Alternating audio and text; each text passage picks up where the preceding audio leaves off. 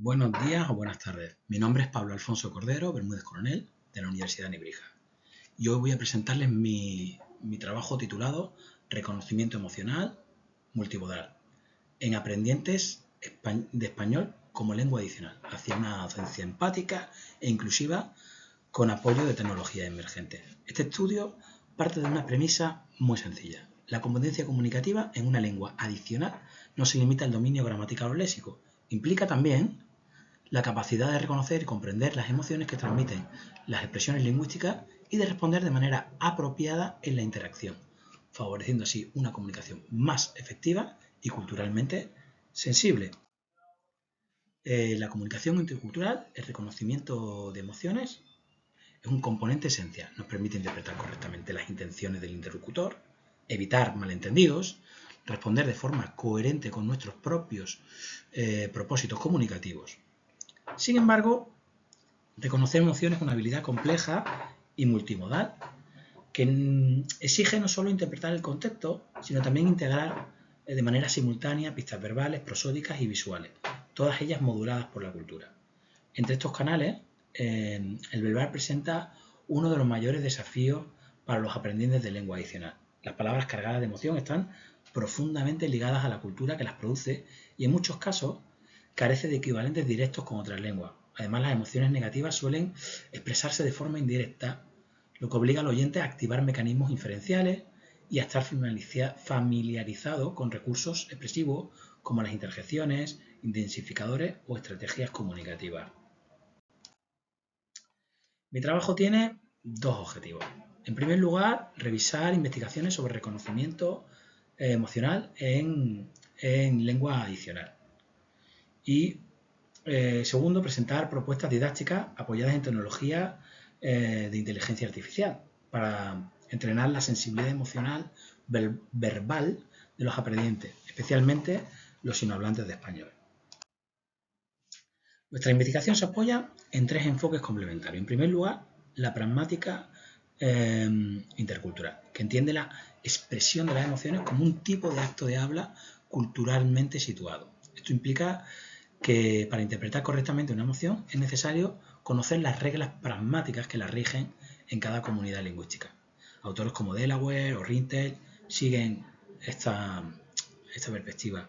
En segundo lugar, la lingüística cognitiva estudia cómo conceptualizamos las emociones a través de las metáforas conceptuales, de los marcos y esquemas de conocimiento, mostrando que el lenguaje no solo describe la emoción, sino que estructura la manera en que la experimentamos y la comunicamos.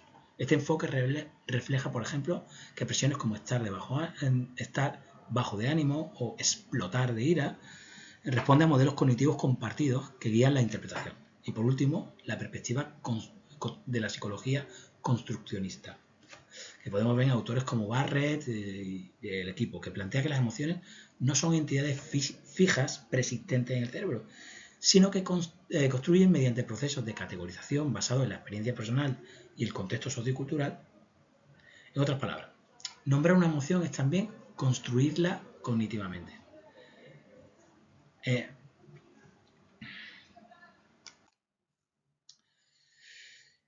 Los estudios coinciden que los aprendientes de lenguas adicionales tienen dificultades para reconocer emociones, sobre todo en el canal verbal. Incluso los hablantes con alto dominio pueden cometer errores pragmalingüísticos, como usar mal una palabra, o sociopragmáticas, como emplear una expresión en un contexto inadecuado. Esto puede generar malentendidos e incluso afectar a la imagen social del hablante. ¿Por qué ocurre esto? Bueno, hay una menor resonancia afectiva con la lengua meta, falta exposición a interacciones auténticas, cargadas de emoción, y suele faltar instrucción explícita sobre cómo usar los recursos verbales para expresiones emocionales. En el caso de los sinohablantes, los estudios muestran que reconocen peor las emociones, especialmente en textos que los usuarios del E1. Son menos sensibles al lenguaje figurado. Tienden a usar léxico positivo incluso para experiencias negativas y emplean menos interjecciones e identificadores, lo que refleja pues, una menor sensibilidad pragmática.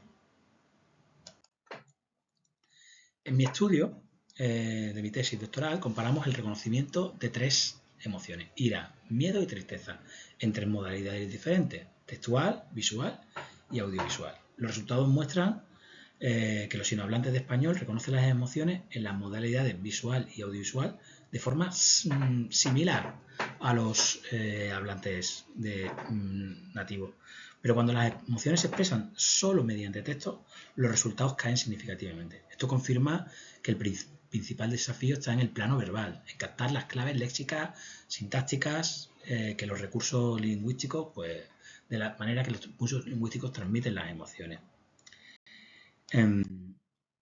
A partir de estos resultados, pues podemos señalar varios retos en la enseñanza y el aprendizaje de las emociones en una lengua adicional. En primer lugar, la escasa exposición de los estudiantes a usos emocionales auténticos en la interacción real.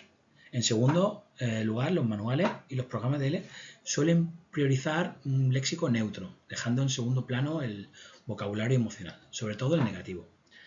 También encontramos diferencias culturales en la manera de conceptualizar las emociones y en las normas que regulan su expresión afectiva. Y finalmente existe una gran dificultad para interpretar estrategias pragmáticas como la ironía, la mitigación y la intensificación verbal. En conjunto, estos retos muestran la necesidad de incorporar la dimensión emocional de forma más explícita en la enseñanza de L. Para superar estos retos, pues propongo un conjunto de actividades didácticas mediados por inteligencia artificial. A empezar, pues una identificación guiada de las emociones. Los estudiantes escuchan o leen enunciados de mi corpus y seleccionan la emoción y su intensidad.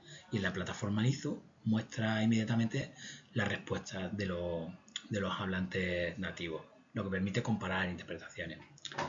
También propongo un análisis de pistas verbales con ayuda del ChatGPT. Los estudiantes subrayan en el texto las palabras clave que le hicieron identificar la emoción. Luego reciben retroalimentación sobre qué pistas usaron los hablantes nativos. Por supuesto, pues roleplay dinámico, se presentan diálogos incompletos, el estudiante debe responder asumiendo un objetivo, por ejemplo, mitigar un conflicto, y la IA responde de manera adaptativa, permitiendo que la emoción evolucione en tiempo real. Estas actividades, pues, combinan input auténtico, reflexión metapragmática y práctica adaptativa. Así que fomentan la autonomía y la sensibilidad intercultural.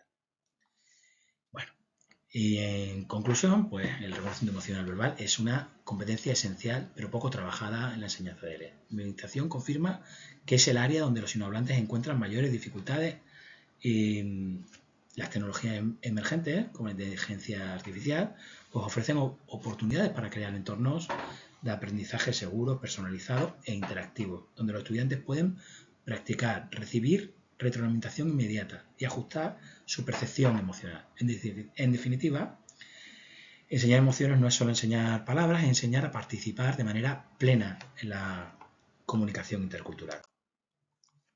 Muchas gracias por su atención y estoy abierto a sus comentarios y sus preguntas en donde corresponda.